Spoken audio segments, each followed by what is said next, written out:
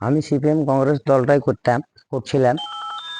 এই যে গত পরশুদিন রাত্রে যে ঝামেলাটা হয়েছে, এমপি সাহেবের সাথে যে বিপ্লব এবং মথুরাপুরের আরিফ হোসেন আরো অনেকেই ছিলেন, এরাকে পরিকল্পনাভাবে সিপিএম এর যে ইসমাইল প্রধান, তপন আবেদিন প্রধানের হ্যাজব্যান্ড, সবাই এরা পরিকল্পনাভাবে আমাকে ওখানে ডেকেছিল, একটা ফিস্ট করেছিল।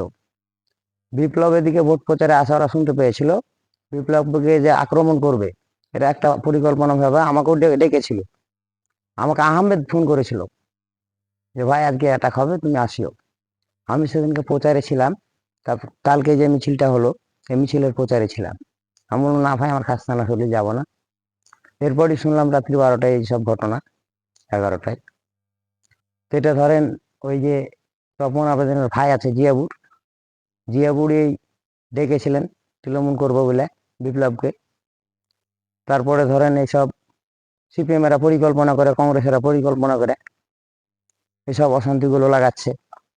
আজকে যদি কাবিলপুরে অশান্তি হয়, তো মথুরাপুরে তো হবে। কাবিলপুরে যদি সিপিএম কংগ্রেস জোর হয়, তো মথুরাপুরে তো তৃণমূল জোর। তাহলে আমরা কার আশায় থাকবো? আমরা কি তাদের জন্য মরবো, না কাউকে মারবো? জেলে গেলে আমরাকে যেতে হবে, আর মরলেও আমরাকে মরতে হবে। সেসব করার থেকে শান্তিপূর্ণ দল তৃণমূলটাই করাই ভালো। কেউ কি আপনাকে জোর করেছে তৃণমূলে আসতে? না, আজকে আমি যেটা ঘুরে দেখলাম যে জিয়াবুর ডেকেছিল বিপ্লবকে, কাবিলপুরে আমি গেছিলাম, সিপিএম কংগ্রেসেরাই বলছে। এবং যারা যারা ঘটনা করেছে তার আগে তো আমি সবাইকে চিনি, সবার মুখে শুনতে পাচ্ছি।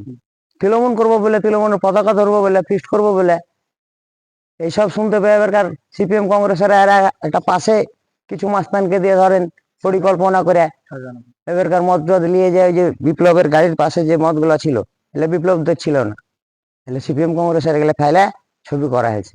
এবং যে আমি কোনো লোভে টোভে গেলাম তা নয়, আমি সিপিএম করছিলাম। আমাকে এখানে 4টে বুথের দায়িত্ব দেওয়া ছিল। আমাকে ইসমাইল বলেছিল তুমি কাবিলপুর অঞ্চলের সিপিএম এর এলসিএম।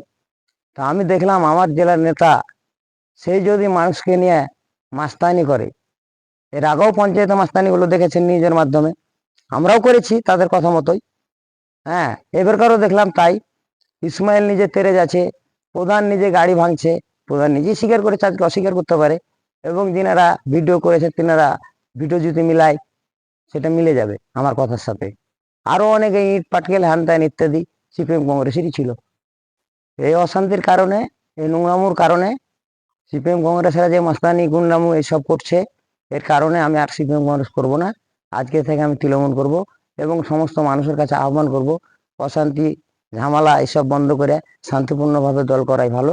এবং গণতান্ত্রিক অধিকার সবার আছে, ভোট প্রচার করার অধিকার আছে। এইখানে ইসমাইল অ্যাটাক করবে, ওখানে প্রধান অ্যাটাক করবে, এখানে আমরা অ্যাটাক করব। এইসব অশান্তি না করাই ভালো। তৃণমূল কংগ্রেস শান্তিপূর্ণ দল, সেটাই করতে হবে প্রত্যেক মানুষকে। আমি এর আগে তৃণমূলই করতাম। আমাকে ইসমাইল একটা চালাকি করে ধরেন সিপিএম এর মালা পরিয়ে দেয়, টিকিট দিয়ে দিয়েছিল। আমার কিছু টাকা খরচ হয়েছিল, টাকার একটা দয়া আছে। আমরা পঞ্চায়েতে ছিলাম, তবু থাকতাম। এই যে মাস্তানি গুন্ডামি, পঞ্চায়েতে যেতে হবে লাঠি লিয়ে, বম লিয়ে, আবার এখন করতে হবে কেউ প্রচারে আসবে তাকে হামলা করতে হবে, তাকে মার্ডার করতে হবে। তো জেল তো আমরা কি খাটতে হবে? তাহলে ওদের কথা মতো দলটা না করাই ভালো। আমার নাম নিজামুদ্দিন শেখ, আমি সিপিএম এর মেম্বার হয়েছিলাম পঞ্চায়েত হওয়ার পর, কাবিলপুর অঞ্চলের এলসিএম সিপিএম এর।